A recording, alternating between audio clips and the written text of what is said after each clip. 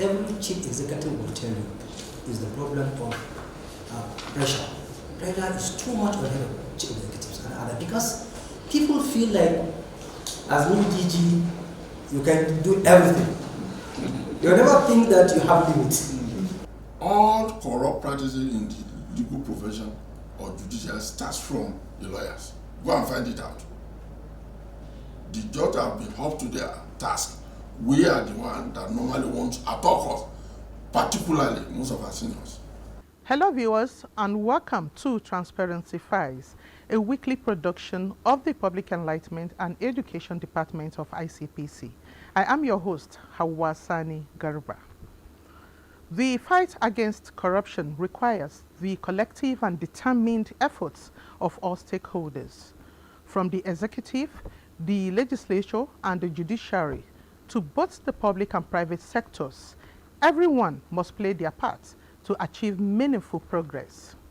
Today, our focus is on the judiciary and its critical role in combating corruption. The judiciary serves as the cornerstone of accountability and the foundation of the rule of law, providing a neutral platform to address corruption effectively. We will explore these strengths and how best to leverage them for the common good. Also, on the program, we have an exciting edition of the youth segment, insightful reports from our state offices, and much more. But first, let's join Joy Aja as she brings us the latest anti-corruption stories. Over to you, Joy.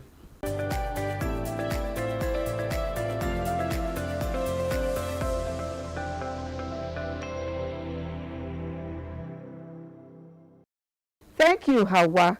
Welcome to this segment on anti-corruption stories. My name is Joy Aja. The chairman of ICPC, Dr. Musa Adamu Aliyu SAN, has expressed his willingness to work closely with the Nigerian Institute of Advanced Legal Studies to curb corruption in Nigeria. Dr. Aliyu made this known during a courtesy visit by the Director General of the Institute, Professor Abdulkadir Ibrahim Abikan, and his team at the ICPC headquarters in Abuja. The ICPC boss also noted that the major challenges faced by executives of government agencies is the pressure put on them by members of the public, adding that once there is pressure, opportunity for corruption will come in. One major challenge which I notice, and every chief executive will tell you, is the problem of pressure. Pressure is too much on the chief executives and other, because people feel like as new DG you can do everything. You never think that you have limits. As chairman of ICPC, as secretary of ICPC, they will just feel like, oh, so this is an area where I think there is need for those in the academia to try to conduct research. Why this problem keep on going? Because every chief executive, if you have a private discussion with him, he will tell you that he's under pressure. And while there is that pressure which is coming, and there's an opportunity, definitely the next thing is corruption that will come. Because once the pressure is too much, people will just dip their hand, and before you know it, the problem will come. So I think it's an area whereby NIALS and ICPC need to come. Speaking earlier, Professor Abdulkadir said the purpose of the visit to ICPC was to seek partnership and synergy between both agencies in terms of research. Professor Abdulkadir expressed his excitement and acknowledgement of the ICPC chairman and his team for their warm reception. He also said that as a research institute, it conducts training for government agencies, including staff of the judiciary, procurement staff, including military personnel. The ICPC has been doing a lot of great job, the high-profile cases that the Commission has been winning, and the impact that they are having on our governance and Nigeria as a whole. So we found reason for forming a very strong partnership and synergy with ICPC. For us, we are research institute, the foremost research institute on legal matter and studies in Nigeria. And we make proud to say that NIAS has been living up to this mandate in terms of the collaboration we have with other sister agencies and even the development partners, all agencies of government that have a relationship with the law, with procurement. We have experts in these different areas that conduct training. This is one of the very great areas I think we can have collaboration with the ICPC.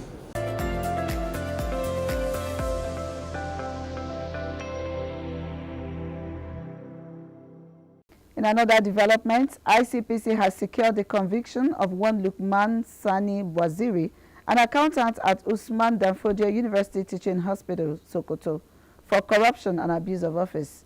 Waziri was found guilty of diverting public funds amounting to over 60 million naira through unauthorized access to the Government Integrated Financial Information System, GIFMIS. ICPC had in 2021 arraigned Waziri and two others before Honorable Justice M. Abdul Ghaffar of the Federal High Court, Sokoto Division, in a 9-count charge of fraud and corruption. In the course of the trial, ICPC's prosecutor, Dr. Soebeni Ekoi Akponimesia, led evidence before the court on how Waziri, a designated user of GIFMIS in the teaching hospital, altered financial records and facilitated the transfer of multi-millions of government money into private accounts, including his own and that of one Monday, Michael Adejo. Waziri was also said to have, without authorization, changed the bank account details meant for state taxes of Kogi, Edo, Bauchi, and Zamfara states to that of Monday, Adejo Michael, where the taxes due to the aforementioned states were fraudulently diverted to. In his judgment, Justice Abdul Ghaffar found Mr. Waziri guilty of 7 out of the 9-count charge leveled against him. The court thereafter sentenced the convict to 1 year imprisonment or a fine of 200,000 naira each on counts 1 and 2, 1 year imprisonment each on counts 3, 4, and 5 without the option of a fine, and 3 years imprisonment or a fine of 500,000 naira each on counts 8 and 9. The sentences are to run concurrently. That'll be all on this segment. Transparency Files continues with Hawa. Please stay with us.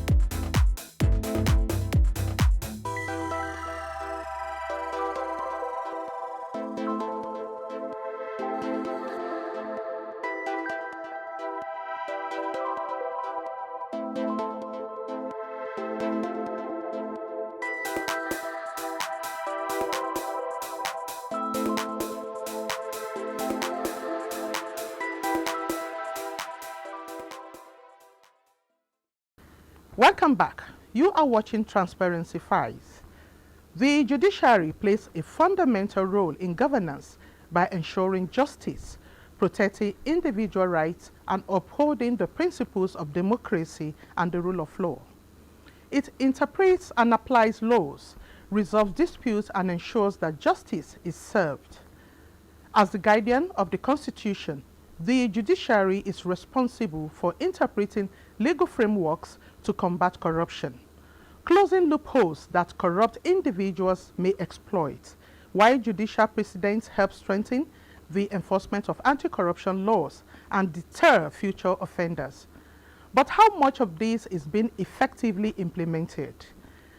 Like other arms of the government, the judiciary faces challenges, including external interference, delays, and perceived inefficiencies within the judicial system.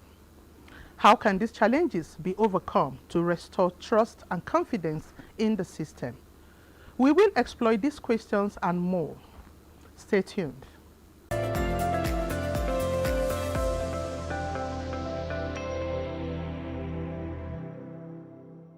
judiciary ensure that all the rules, law made by the legislators are being followed in the way they interpret it and say this is what the law says without favor to anybody. And the court has been so glad on that area. Conflicting judgment have been reduced on the same matter, the same party, the same issues. You now have conflicting judgment from various courts. That area has been narrowly reduced to the minimum. And in most cases, if you look at the history of it, it is being called by the lawyers. Look at the Kano episode, where you are talking about enforcement of fundamental human rights that belong to the state matter. You are taking it to federal court, all because you want a kind of issues that will stop, that will serve like an injunction. And you cannot, those are bad ways. Like I told you, all corrupt practices in the legal profession or judiciary starts from the lawyers. Go and find it out. The judge have been up to their task. We are the one that normally want to at all costs, particularly most of our seniors. They want to win at all costs.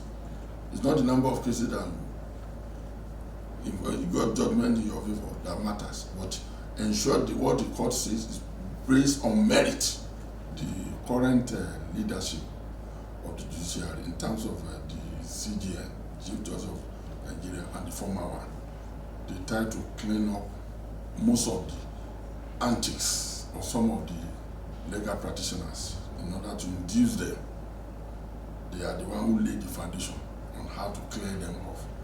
Because as a legal practitioner, it's part of your ethics. If you have a matter, a case before a judge, even within that period, you don't need to fraternize with him, even if he's your personal friend.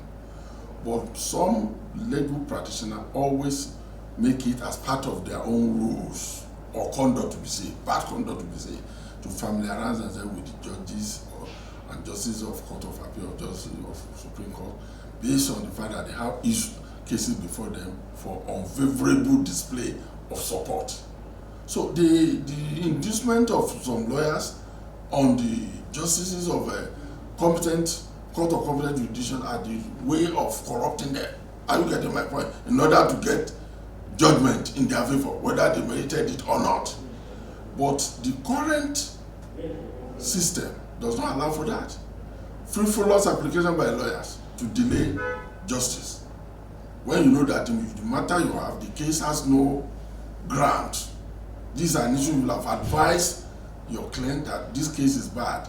It's better advise on a better way to go about it. But you say at all costs, you can get judgment for him. Frivolous application to delay or what have you. They penalize lawyers now. They pay a lot of money. Even if you heard of some senior lawyers that have already been made to pay millions, 40 million, 10 million for frivolous application before the Supreme Court. So these are ways to sanction infractions of some lawyers based on the fact that they want to induce judgment. Okay. There are a lot of challenges facing the judiciary. We have to be frank. First and foremost, funding. The money being allocated is not up to it. They cannot take care of their responsibilities. And the source of funding, too, is a kind of impediment hanging on their independence. They should be on one line charge, not subjected to the executive. First line charge, not subject to the executive, but now they are under it. He who pays the piper dictates the tune. That is the perception. So you should even salute the courage of the judicial officer in such a situation. And you know the attitude of Nigerians. You use what you have to suppress your opponent. The judicial officer is not supposed to be begging for his salary or whatever, or those things that you work with. Go to some of our courts. You can compare with some court in other clime. We're still using longhand to write proceedings. Computers are there. In other areas you talk.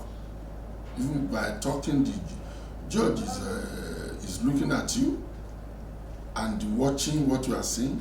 What you are saying alone is not what he's talking about. He's trying to interpret even your phraseology and the way you say it, whether it's right or not. These are things they try. But in the situation where he's writing with the lawyer, will you have right time to observe those things? Most of our courts, they lack computer. No computer facilities, the technology is not there at all. And then you have a job with having 30 cases in a day. So they need to recruit more personnel. And mode of our recruitment is the area that I think they should look into it. They should source for people who have passion for, who are legal practitioners they used to do in those days, who are doing well, then you bring them to the bench. Not people who lobby to be there. At the end of the day, the job may not be there. It's affecting, these are the areas affecting the efficacy of judiciary. Because when you are bringing people who doesn't have the callings, who have not practiced as a lawyer, though is qualified, but he has not been in a practicing lawyer for long, but because I know A, I know B, the next thing is that they have themselves being drafted to the bench. Those will be affecting the output.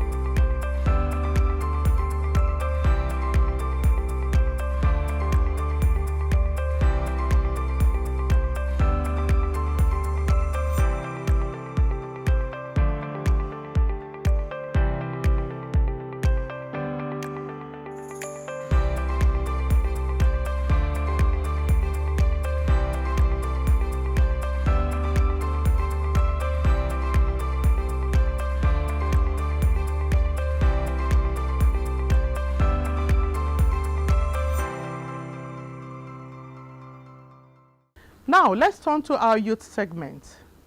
When you hear words like moral rightness, lawfulness, equity, balance, consistency, and impartiality, what comes to mind? Justice, fairness. We spoke to some young people to hear their thoughts on justice and fairness. Let's listen to what they have to say.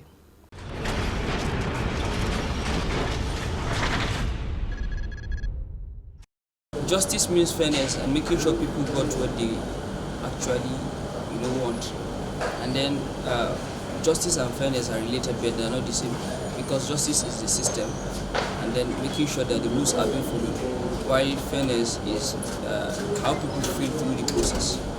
Justice is the act of being fair and impartial, and also ensuring that individuals get what they deserve based on their actions. I believe that justice and fairness are related, but they are not the same, in the sense that justice encompasses more than fairness. It also encompasses seeking redress for wrongs, and also the rights of individuals and moral personalities. Justice, to me, is the fair and impartial applications of the laws. It is a law that requires or that gives individuals a fair judgment regardless of their actions or circumstances. Fairness has to do with one's character, one's value, while justice has to do with the law. Justice is going by already established law, treating people rights and giving judgments based on what they really deserve. I think justice and fairness are not the same. Fairness is going by the rules and making judgment based on what the person actually deserves to get. But in the case of justice, I think justice just encompasses everything. I mean, there can be a bit of fairness in it. I am a Nigerian, a highly cultured race. My culture abhors corruption, and with my integrity, a new Nigeria is possible. I say no to corruption today to build a future for my children. Join me and imbibe the culture of integrity to build a Nigeria of our dreams. Before we wrap up today's edition, let's join Damilola as she brings us updates from our state offices. A report from our Borno State Office revealed that the Resident Anti-Corruption Commissioner, Mr. Linus Gubi, led a team on a courtesy visit to His Eminence, the Shehu of Borno, His Royal Highness Abubakar Ibn Garbay, in his palace to seek royal support in the fight against corruption. His Royal Highness the Shehu of Borno assured the ICPC of his unwavering support and that of his kingdom in all matters that concern the anti-corruption fight in his domain. Coming from Ondo State, Barrister Kehinde Adetoye of the Legal Department has inaugurated the Anti-Corruption and Transparency Unit of the Federal Medical Center, Owo. ICPC Chairman Dr. Musa Adamu Aliyu, SAN, represented by the Resident Anti-Corruption Commissioner, Mr. Tiku Andrew Menge, urged the newly inaugurated members to lead by example in all ramifications. In his remarks, the Chief Medical Director of the Center, Dr. Ahmed Adiabu, commended the Commission for the initiative and advised members of the newly inaugurated ACTU to continue to demonstrate good moral conduct in all their operations. ICPC Katsina State Office, in collaboration with NYSC Community Development Services Anti-Corruption Club, Batagarawa Chapter, sensitized the Pioneer Anti-Corruption Club at Umaru Musa Yaradua Community Staff School on the ills of corruption. The Resident Anti-Corruption Commissioner, Mr. Samuel Ledam, represented by Mr. Sani Tukur Tarauni of Public Enlightenment and Education Department, called on the students and teachers to shun corruption, imbibe the spirit of integrity and honesty in their activities, and be full soldiers of the ICPC wherever they find themselves. Coming from Adamawa State, Mr. Shadrach Dauda of the Public Enlightenment and Education Department has sensitized the staff and students of Capital School, Yola, on integrity and its benefits. He charged the students to be of good behaviors at all times and added that students see their teachers as role models. Thus, he admonished the teachers to always display high level of integrity in their lives.